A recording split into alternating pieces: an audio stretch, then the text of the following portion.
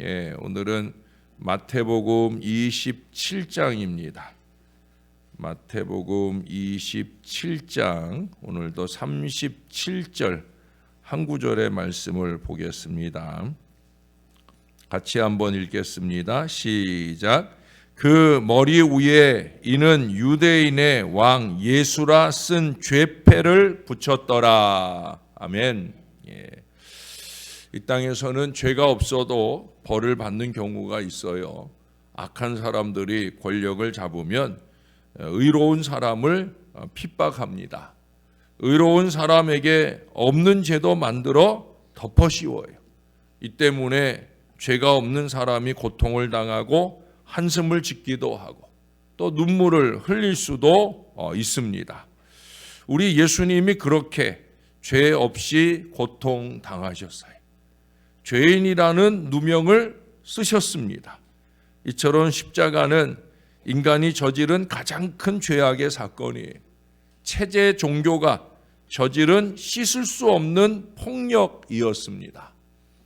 십자가는 깊은 진리를 설파하여 인간에게 새로운 세계를 열어준 우리 하나님의 아들을 정치적 판결에 의해 죽음에 내어준 사회적, 정치적 범죄의 전형입니다. 대만의 신학자인 C.S. 송은 C.S. 송의 예수 십자가에 달린 민중이라는 책에 다음과 같은 글이 있어요. 십자가는 모든 악령의 힘에 사로잡힌 인간이 서로 얼마나 부정을 행하는가, 얼마나 서로를 분열시키고 얼마나 서로를 멸망시키는가를 나타내고 있다. 십자가는 권력과 정통주의에 의해서 바로 볼 수 없게 되고만 체제 종교의 음모임에 틀림없다. 그리고 십자가는 사랑과 자비의 하나님에 대한 신앙을 되찾기를 간절히 구하고 있는 깊고 진실된 신앙적인 사람들을 허용할 수 없는 그 체제 종교의 음모이다.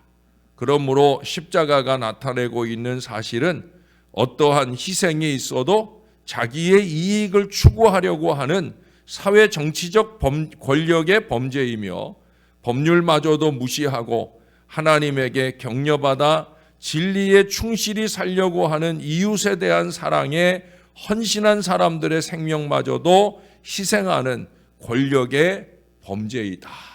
권력의 범죄이고 체제 종교의 범죄라는 거예요. 종교가 사람을 유익되게 할 뿐만 아니라 이것이 잘못된 음모를 뒤집어 쓰게 되면 이처럼 옳지 않은 권력을 행사하면서 억울한 사람을 만든다는 거예요. 이처럼 십자가는 인간의 진리를 존중하기보다는 정치적 방편을 중요하게 생각한 그 정치 권력자들에 의해 저질러진 참혹한 사건이라는 겁니다. 죄인은 반드시 벌을 받는 게 당연하지요. 이 땅의 법정에서 형벌을 받지 않는다면 하늘 법정에서라도 반드시 받을 거예요. 왜냐하면 하나님은 공의의 하나님이시니까. 그런데 예수님은 죄인이 아니면서도 죄의 값을 치르셨어요. 우리가 지은 죄의 값을 치르시기 위해 그 십자가에 달리셨어요. 가시 면류관을 쓰셨습니다. 못에 박히셨습니다. 창에 찔리셨습니다. 사랑하는 여러분, 다시 말씀드려요. 이 사순절 여정, 워킹 위드 지저스 이 여정에 우리가 수없이 들은 말씀이 뭡니까? 예수님이 우리 때문에 돌아가셨다. 아니, 예수님께서 나 때문에 돌아가셨다. 바로 이 진리 잊지 말아야 됩니다. 늘 되새겨야 합니다. 십자가 앞에 설 때마다, 십자가를 바라볼 때마다 나 때문에 우리 예수님이 돌아가셨습니다. 근데 예수님의 머리 위에 오늘 말씀해 보니까 죄패가 붙었다라고 적고 있어요. 죄가 있어서 붙은 죄패가 아닙니다. 어쩌면 한 인간이 또는 한 공동체가 자기들의 죄를 씻어보려고 예수님의 죄에 확실하게 못을 받고자 한 거예요. 빌라도 총독이 예수님을 신문한 결과 어떤 정치적인 죄도 찾아내지 못해서 그래서 군중들 앞에 나와서 말했어요. 나는 그에게서 아무 죄도 찾지 못하겠다. 그러자 대제사장들과 그들에 의해 선동받은 군중들이 큰 소리로 외쳐요. 십자가에 못 박게 하소서, 십자가에 못 박아라 소리를 질러댑니다. 그러자 빌라도는 겁이 나서 다시 들어가 예수님을 신문합니다. 그러나 역시 별다른 것을 찾아내지 못한 채 다시 재판석에 서게 되어집니다. 군중들이 외치죠. 십자가에 못 박게 하소서. 그 군중들의 요구에 그는 굴복하고 맙니다. 판결을 내리고 예수를 십자가형에 넘겨줍니다. 그 당시 로마는 어떤 나라보다 법이 발달한 나라였어요. 그런데 그런 나라의 총독이 피고의 어떤 범죄도 찾아내지 못했음에도 불구하고 이 극형인 십자가형에 넘겨주었다. 이것은 씻을 수 없는 중대한 과오가 아닐 수 없어요. 식민지의 효과적인 통치를 위한다 하는 명목으로 죄 없는 사람을 단순히 하나님 아들이라고 한 말 때문에 십자가에 못 박아야 한다는 이 어리석은 종교 지도자들의 주장과 그들의 선동을 받은 이 군중들의 함성에 밀려서 사형이라고 하는 이 엄청난 판결을 내린 것은 중대한 과오임과 동시에 정치가 얼마나 인간성을 말살하고 있는 것인가를 아주 잘 보여준 사건입니다. 빌라도가 예수님의 죄가 이런 것이다 라고 죄패를 붙였어요. 왜 붙였을까요? 죄가 없는 줄 알면서 또 유대인의 왕이신 예수님에게 그것이 죄가 아니라는 걸 알면서도 왜 그 죄패를 붙였겠습니까? 죄패는 형벌의 정당성을 부여하는 거예요. 죄가 있는 사람에게는 형벌이 당연한 것이지만 죄가 없는 사람에게는 부당한 것이죠. 그래서 죄패를 붙이는 거예요. 죄패는 죄가 없는 사람에게 벌을 주는 것을 정당화시키려고 하는 그런 의도를 담고 있는 거예요. 예수님이 왜 십자가에 달리시는지 그 이유를 모르는 사람들이 없게 될 거예요. 그냥 죄패 없이 십자가에 달려 있으면 사람들이 서로 묻겠죠. 또 사람들이 그 물음 속에서 이게 빌라도가 한 짓이다라는 말을 하게 될 것이고 빌라도는 그것이 두려웠던 것 같아요. 그래서 왜 예수가 죽는지 십자가에 달려 있는지 그것을 합리화하려고 하는 이 죄패를 붙인 거예요. 사람들은 죄 없이도 죄를 뒤집어 쓸 수 있음을 알고 있습니다. 빌라도는 자기의 부당한 결정을 정당화시키려고 애를 씁니다. 억울한 사람의 편에서 변호하는 것보다는 권력과 대중의 요구에 굴복하고 그것을 정당화하려 합니다. 교묘한 거짓과 술수로 자기를 합리화시켜요. 근데 그것이 없어집니까? 합리화되지 않아요. 우리가 늘 자주 사도신경을 외우잖아요. 본디오 빌라도에게 고난을 받으사. 이거 없어지지 않아요. 자기는 그걸 없애보려고 예수님께 제패까지 붙이면서 정당화하려고 노력했지만 그런다고 없어지는 게 아니에요. 회개하지 않으면 없어지지 않아요. 여러분 우리가 잊지 말아야 됩니다. 잘못 판단한 죄 때문에 보다는 회개하지 않은 죄 때문에 회개하지 않은 죄가 더 크고 용서받지 못할 죄인 것을 잊지 말아야 되는 거예요. 정말 엄청나게 잘못한 그 어리석음보다 그 어리석음을 회개하고 돌이킬 줄 모른다고 하면 이것은 주님이 용서하지 못할 엄청난 죄가 된다는 걸 잊지 말아야 된다는 거예요. 죄패에는 뭐라고 쓰여 있다고 그래요? 유대인의 왕 예수라고 쓰여 있어요. 예수님의 죄목은 나사렛 예수 유대인의 왕이라는 거예요. 죄패는 히브리어와 로마어와 헬라어로 기록이 되었어요. 왜 그랬을까요? 그 당시 유월절기를 지키기 위해 전 세계 각지에서 예루살렘에 모여온 사람들이 국적을 막론하고 모두 예수님의 그 고통을 알게 하려고 했던 거예요. 아마도 빌라도는 예수님의 고통이 유대인만의 문제였음을 지적하려고 하는 것으로 보여집니다. 그래서 유대인의 왕이라고 썼어요. 자기는 모르겠다는 발뺌이에요. 뿐만 아니라 유대인들은 얼마나 어리석고 무력한지 왕이 달려 죽은 그런 볼품없는 사람들이다라는 것을 보여주고자 하는 그런 의도도 있었던 것 같아요. 우리는 십자가 고통이나 책임은 외면하려고 합니다. 그러면서도 영광을, 자랑을 얻는 자리에는 먼저 가려고 합니다. 사실 우리는 모두 다 하나님의 명령을 거역한 사람들이에요. 우리들 모두가 하나님의 영광을 약탈한 사람들이라는 거예요. 그리스도를 잘 본받고 서로 마음을 같이하여 하나님께 영광 돌리는 이 본질 신앙을 놓치고 살아갈 때가 얼마나 많은지 몰라요. 이런 이야기가 있어요. 그냥 이야기입니다.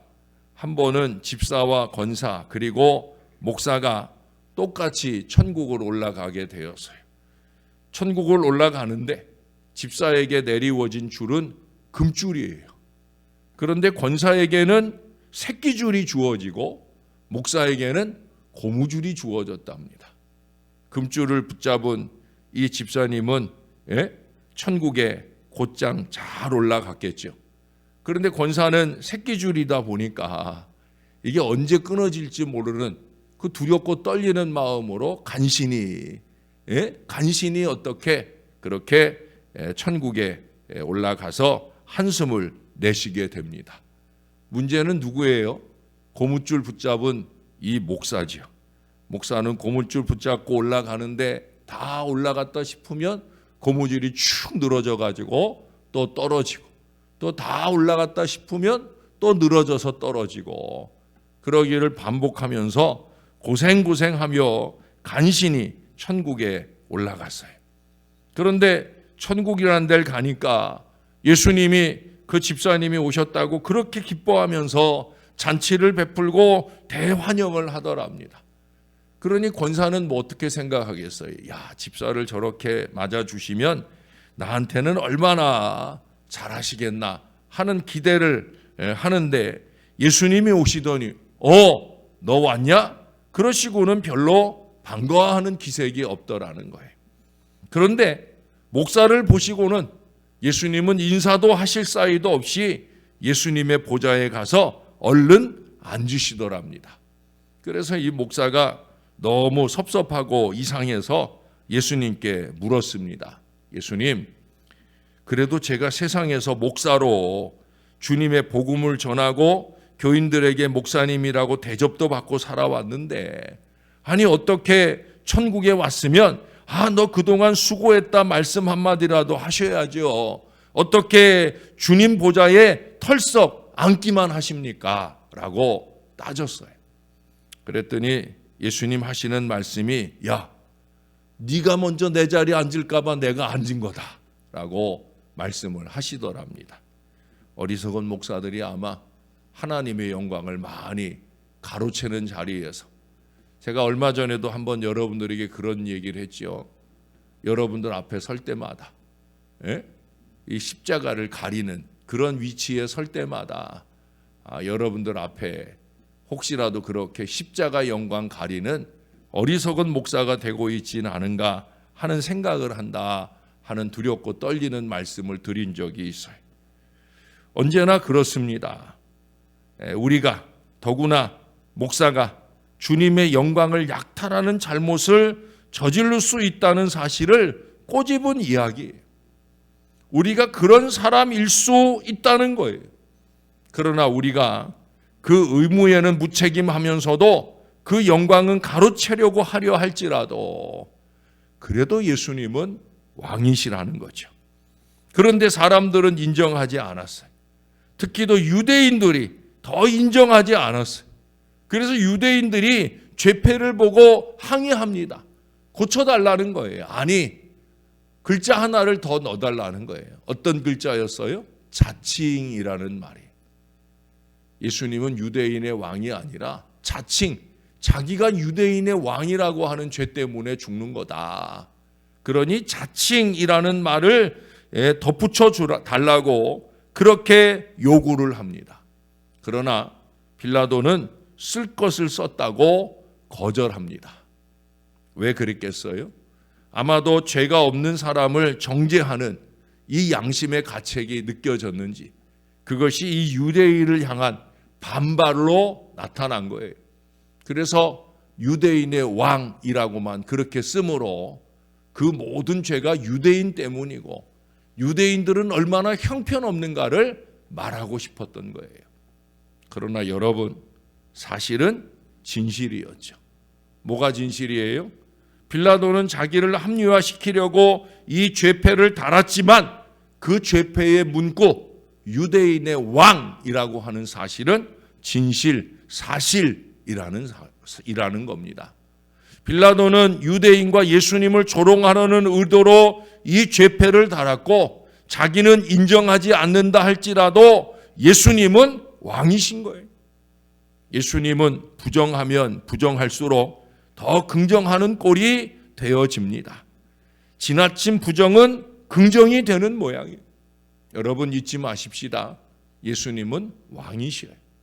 유대인의 왕이시고 저와 여러분의 왕이신 줄로 믿습니다.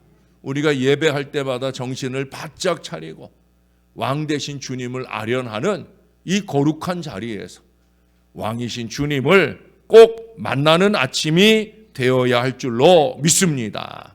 야곱 베헤멘이라고 하는 사람은 이런 말을 했어요.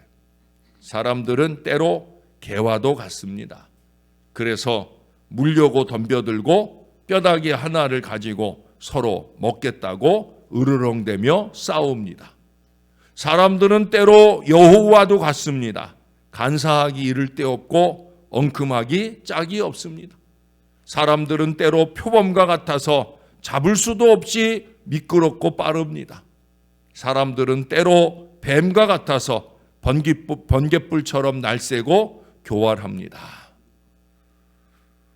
바로 꼬집은 말이라 생각되어집니다. 어쩌면 그가 나열한 이 사람들의 모습이 우리들의 모습이기도 합니다. 사람들은 그렇게 누구에게나 이런 나쁜 점들이 다 있다는 거예요. 나는 아니라 말할 수 없는 그런 모습들이 때때로 우리들 가운데 불쑥불쑥 솟아나오면서 그렇게 많은 사람들에게 아픔과 상처를 주고 공동체적인 어리석음을 쏟아놓을 때가 많이 있다는 거예요. 그럼에도 불구하고 하나님은 오히려 그런 인간들을 역이용하실 수 있는 그런 하나님이셔요. 오늘도 보세요. 하나님은 이 빌라도의 거짓을 이용하여 진실을 증명하시잖아요. 예수님은 다윗의 자손입니다. 예수님은 왕가의 후손이며 왕의 정통성을 가지셨어요. 예수님은 메시아 곧 그리스도이셔요. 기름 부음을 받으신 그런 구세주시라는 거예요. 하나님이 예수님을 이 땅에서 왕으로 세우셨습니다. 예수님이 고난을 받으심으로 죄를 이기는 왕이 되셨다는 거예요. 무지한 로마 군인들이 주님의 머리에 관을 씌웠죠. 안타깝게도 가시관을 씌웠지만 그들이 그리스도를 왕으로 인정해서 그런 것은 아니었지만 저들이 주님의 손에 홀을 들려드렸어요. 진정한 왕권을 상징하는 상아로 만든 홀은 아니고 갈대로 만든 보잘것없는 지팡이였지만 그러나 여러분 그렇다고 할지라도 주님은 왕이십니다. 오늘 이 아침 다시 한번 우리는 우리의 마음 가운데 분명하게 고백할 수 있어야 됩니다. 주님은 우리의 왕이십니다. 주님은 나의 왕이십니다. 주님은 만왕의 왕이십니다. 이게 진리입니다. 이게 변할 수 없는 진리입니다. 혼자만 왕이라고 외쳤던 무력한 분이 아니라 주님은 저와 여러분 우리를 주장하실 수 있는 왕이십니다. 저와 여러분이 얼마나 진실한 믿음의 마음으로 우리를 주님께 의뢰하느냐, 왕으로서 나를 주장해 주시기를 바라고 간절한 마음으로 나를 맡겨드리느냐. 여러분, 우리의 신앙은 바로 여기에 달려 있어요. 이게 진리입니다. 진리는 어떻게든 증명이 되어집니다. 우리는 그 진리를 증명하는 도구가 되어야 됩니다. 전도가 뭐예요? 예수님이 왕이십니다. 예수님이 구원이십니다. 이 진리를 전파하는 게 바로 전도예요. 사랑하는 여러분, 우리가 열심 있게 이 진리를 증명하는 믿음의 도구가 되어야 합니다. 왕이신 주 예수님께 영광을 돌릴 수 있도록 진리를 지키고 진리를 전파하는 진리의 사람들이 다 되실 수 있기를 우리의 구주 되시는 예수님의 이름으로 간절히 축원합니다. 기도하겠습니다. 좋으신 아버지, 진리의 말씀을 우리에게 주시니 감사를 드립니다. 진리의 말씀을 주심은 진리를 지키며 살아가라고 주시는 말씀인 줄로 믿습니다. 우리 가운데 빌라도 같은 모습은 없는지, 어리석은 군중들 같은 모습은 없는지, 체제의 종교로 오히려 우리가 가진 신앙을 무너뜨리고 공동체의 아름다운 부흥의 미래를 가로막는 어리석음을 범하고 살지는 않는지, 하나님, 세상 사람들이 말하는 간교하고 악랄한 어리석은 인간들의 모습이 아니라 주님의 말씀이 우리에게 가르쳐 주시는 그 겸손하고 아름다운 신앙의 모습으로 주 앞에 살아가도록 주여 우리를 붙들어 주시옵소서. 주님이 왕 되심을 믿음으로 고백하며 살게 하시되 이 이른 아침 새벽에 왕이신 주님 앞에 영과 진리로 예배하는 우리가 오늘 하루 종일 나의 왕으로 나를 주장해 주시길 바라는 그 간절한 믿음으로 이 아침을 깨우는 신앙의 백성들이 될 수 있도록 은혜 베풀어 주시옵소서.